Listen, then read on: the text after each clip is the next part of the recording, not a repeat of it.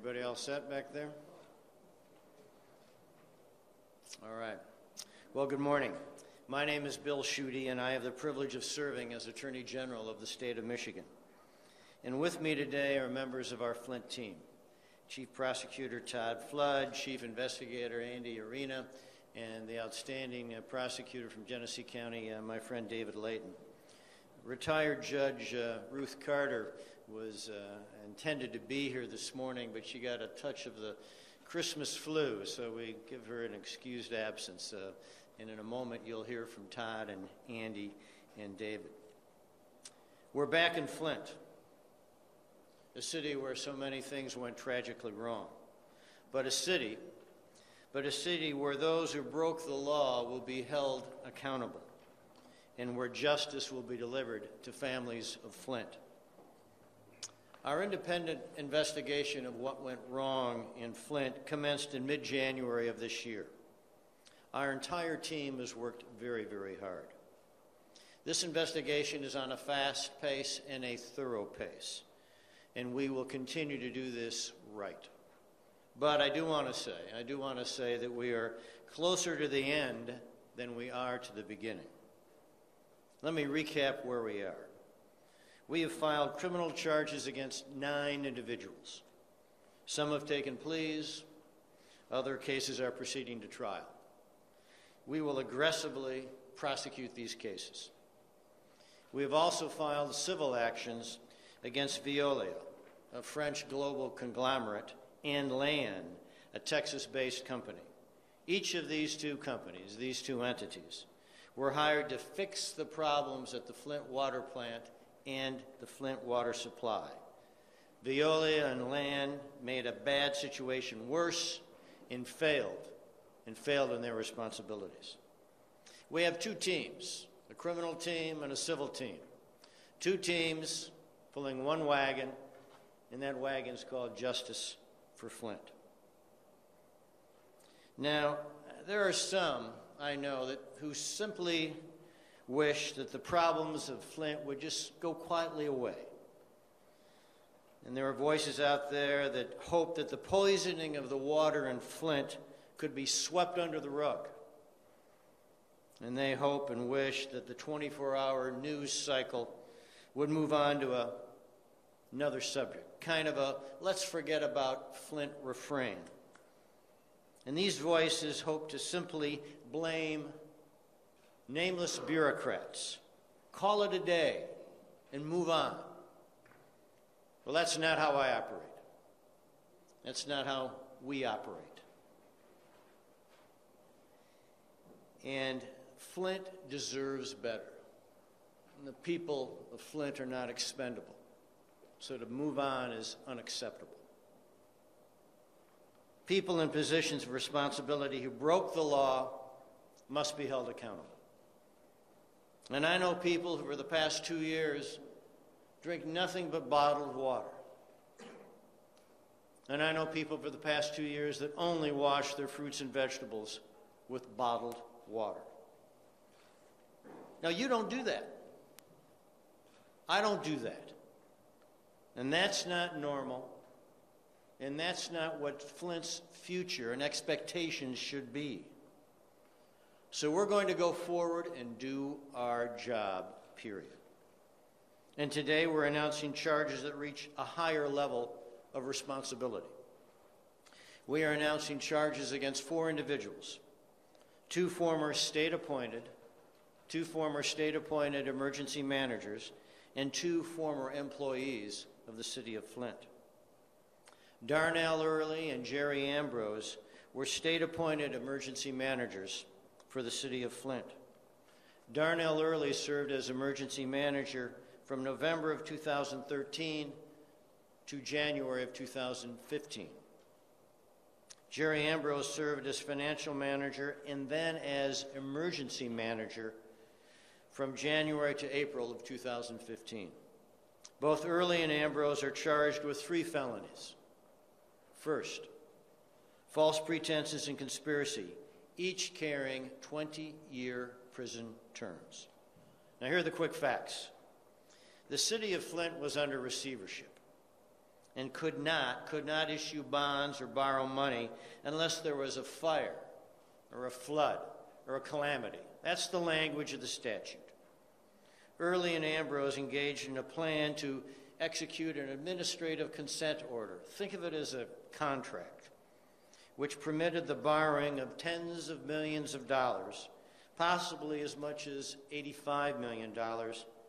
And this money was supposed to clean up a so-called environmental calamity, trying to get it into the statute, occurring at a lime sludge lagoon.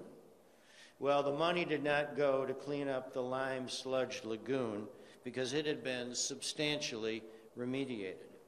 Instead, the tens of millions of dollars that they borrowed went towards building the KWA, the Karagandhi Water Authority.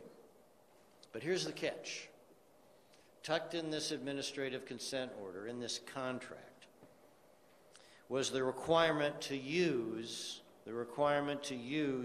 the Flint water treatment plant for drinking water and other purposes for residents of Flint and businesses. This is in the public records. Read the administrative contract order. And you know the rest of the story. The big switch from the Detroit water system to the Flint water system occurred on April 25th, 2014.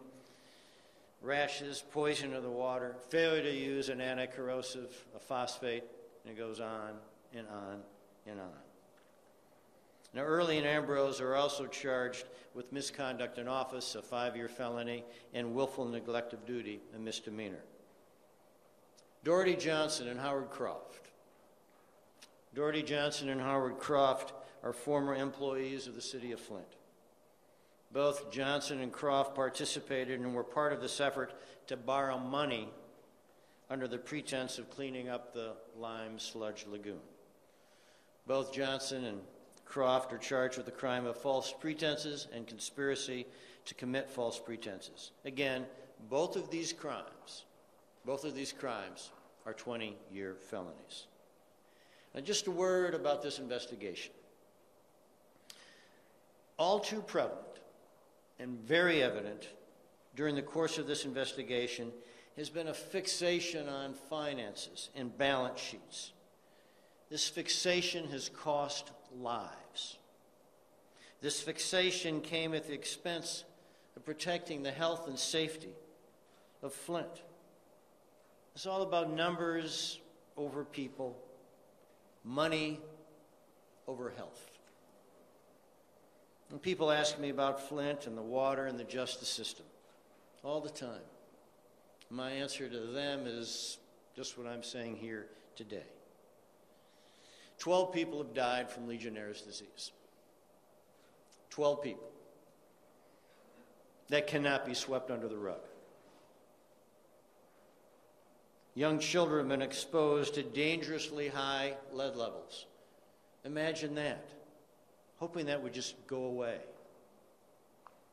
A pregnant woman or a young infant. You wouldn't want to bathe in that water. The tragedy that we know as the Flint water crisis did not occur by accident.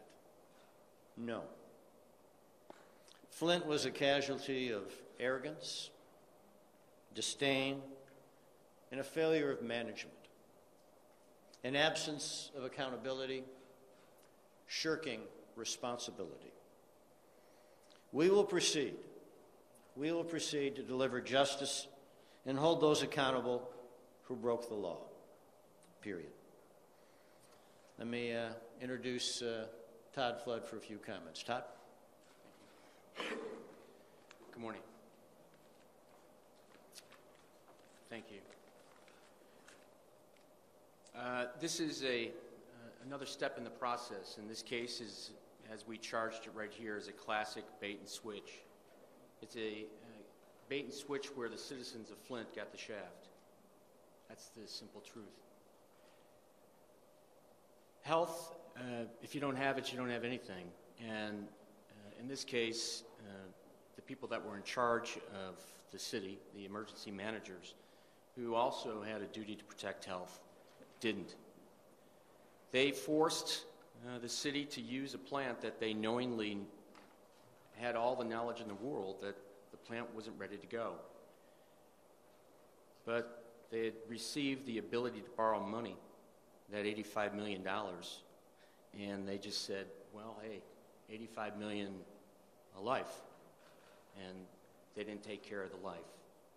That came from the public documents. I'm going to try this case in the courtroom. I answer to the Attorney General, Bill Schuette, every day, guaranteed. He's either loving me or yelling at me, one of the two things, but I answer to him, and he is holding us to a high regard of making sure that the citizens of Flint are protected, and that's what we're going to do. There's no other mission in my life than this mission. Thank you. Andrew. Good morning. I'm Andy Arena, the Chief Investigator on the Flint Water Project, and I will be very brief today. I just want to take you all back 11 months ago in this very building. We held the initial press conference.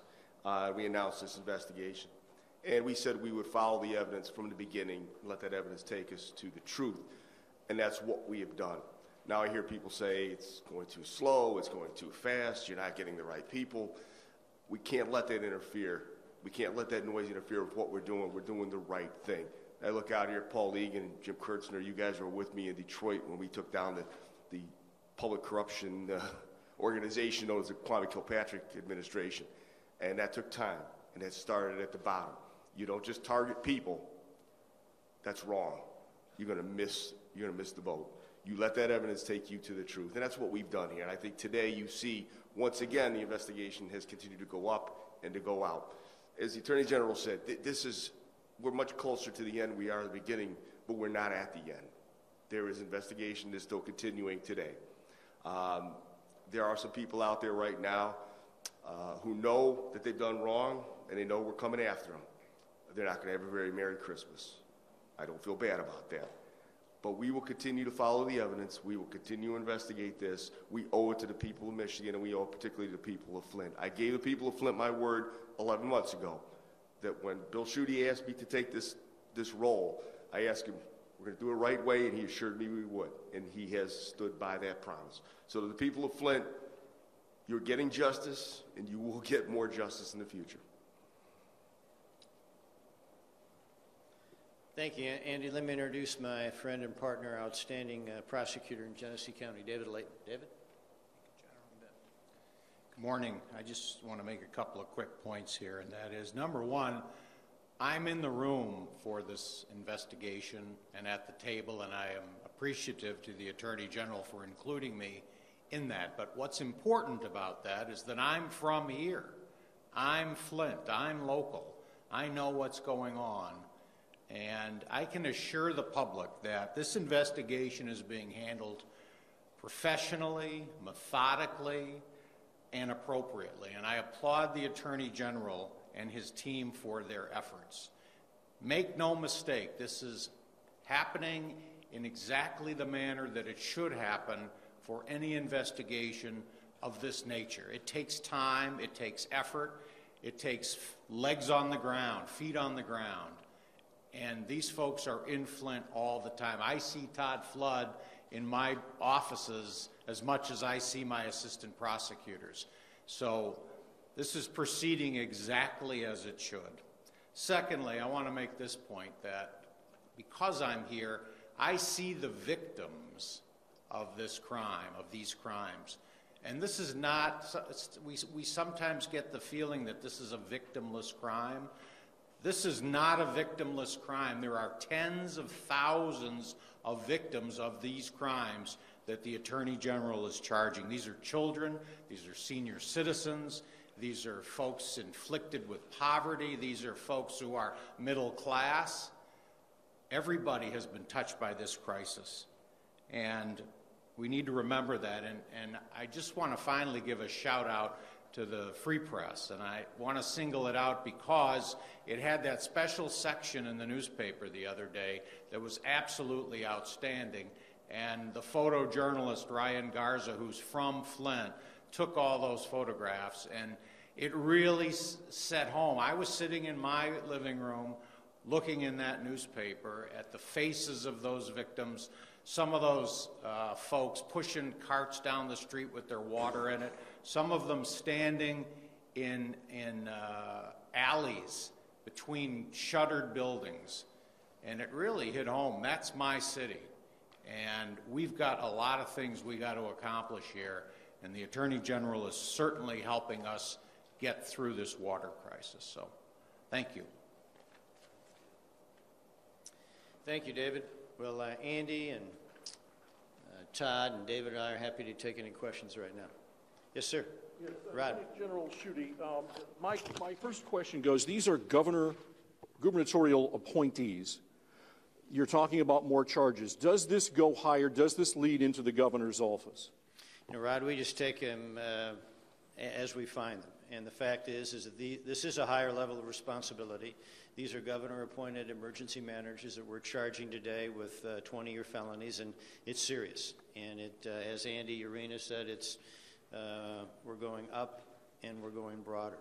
And you know what happens in the future? You know, this is what we do. We read the emails, we have interviews, and we know how to put two and two together. And if there's sufficient probable cause that establishes a crime, then we charge it. We don't do it prematurely. This is a thorough investigation, fast-paced investigation. And again, I've said this before, nobody's on the table, nobody's off the table. We're not out to nail anybody. No mind if you've done something wrong, then you ought to be worried. If you've not done anything wrong, then you shouldn't worry. Please.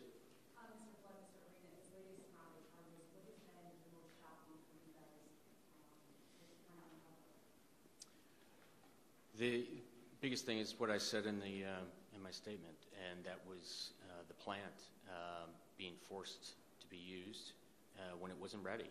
So you're, by analogy, flying a plane and trying to fix it while it's up in the air, knowing that at any moment the engine might fall out, right? So that was, to me, how could you turn that switch on knowing that there wasn't able to produce water, safe water? No, I agree with Todd. I think so many people knew that plant was not ready. And so many people said, don't do this, and yet it was done. And I think that's the thing that shocked me. And, you know, just, I keep asking myself, what were they thinking? Why would you do this? And it's, I haven't gotten a sufficient answer yet, other than greed but I think I agree with Todd. It's just, that plant was not ready to go, and they knew it. Can I pick up there, Andy, or anyone? You said, question of voting, I don't understand why you did it. Was there a personal benefit by Mr. Early and Mr. Cameron? Why would they do this? And I'll bring Todd up here in a second, but I'm not sure you can always fully capture the motive, but as I mentioned in my comments, there's been this fixation, almost this obsession of balance sheets and metrics and finances. And this has been done at the expense of people and health and safety. And we've seen this tragedy. You know, if a phosphate would have been put in the Flint water at a cost of about $200 a day, the leaching into the pipes would not have occurred. And there's a great example of money over people. Is it possible that the city may be off the hook for these bonds legally because of what you found? Could they be free of these? That's a separate issue as it relates to the bonding. That deals with a totally different contract. I'm here for the criminal aspect of this case, and that's it, right? So the bonding, that's a separate case. And I'm sure there will be some serious questions after these charges by that. So, Jim. Just to pick up on those lines, was there ever a crisis with what you call a lime sludge lagoon, or was that totally made up? Did that ever exist? And this $85 million that they did get that went to the Carigani, was that a major break for Carigani that without this $85 million, that wasn't going to be done and it would never happen again? Jim, yeah, Two good questions, and I will give it to you because the answer is because they're in the public domain. Otherwise, I wouldn't have. But no, the lime sludge lagoon was not an emergency. It's not an emergency. You can only borrow money for emergencies, right? And that was not a calamity. One. Two, as it relates to the $85 million, and again, in the public domain, had they not gotten the money by March 20th, or the ability to borrow money, then the KWA would have lost a construction cycle and put everything behind. So again, this is trying to fit that square peg in a round hole. You're trying to mandate something to be used when it wasn't ready to be used, and then two, the calamity was not a calamity.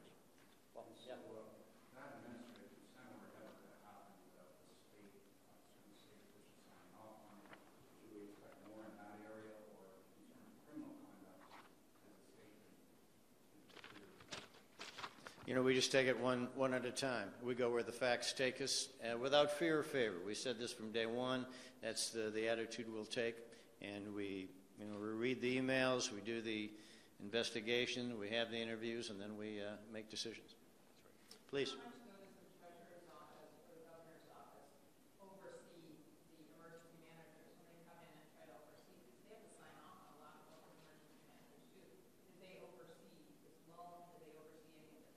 I'm not going to get into that right now. Good question. Rod. Excuse me, I'll be back to Rod. Some folks who haven't had a question from the media. Please.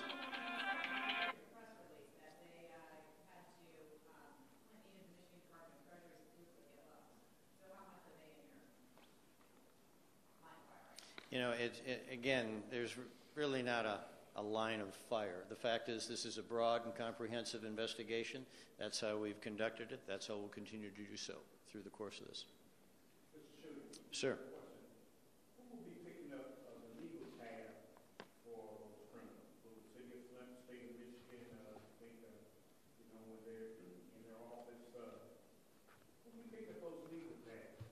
Well, that's a question we'll get to at another time, but right now I want to focus on the charges we filed. Who else hasn't had a question?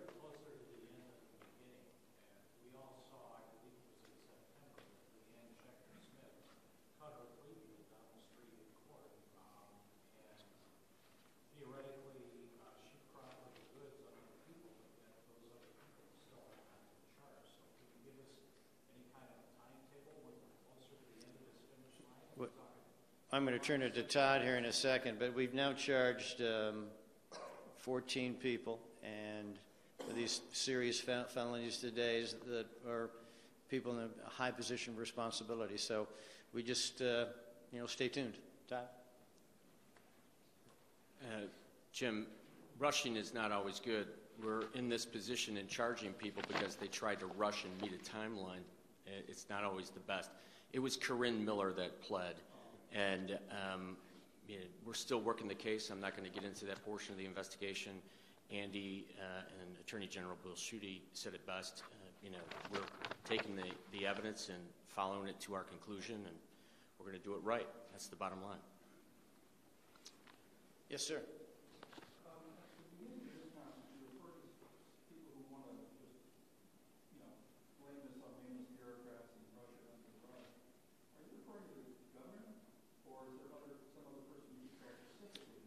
No, I'm not referring to anybody specifically, but you know and I know that there are voices out there, people out there who wish this would just go away. Sweep it under the rug. Let's forget about Flint, this refrain of, let's move on. That's wrong.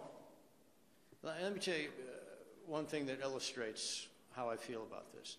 A couple of months ago, I was at an event entirely unrelated to Flint water. It was a charity event. So I'm at this event, and this woman comes up to me and gives me a hug. I had never met her. I'd never met her before. And she told me that her father had died of Legionnaire's disease. So she was one of the 12 who died. And I asked for her name tag, and I keep it with me. And her father was one who died. And when I think about those who wish this would just go away, sweep it under the rug, you know, the 24-hour news cycle consumes everything. Well, that's not going to happen. And that is the reminder of the responsibility we have. And the fact that this woman came up and said, thank you for doing this investigation, because her father was one of the 12 people who died, that keeps us going, but more so it underscores the significance of why we're doing what we're doing. And that's just exactly what we're going to do, period. All right, thank you very much.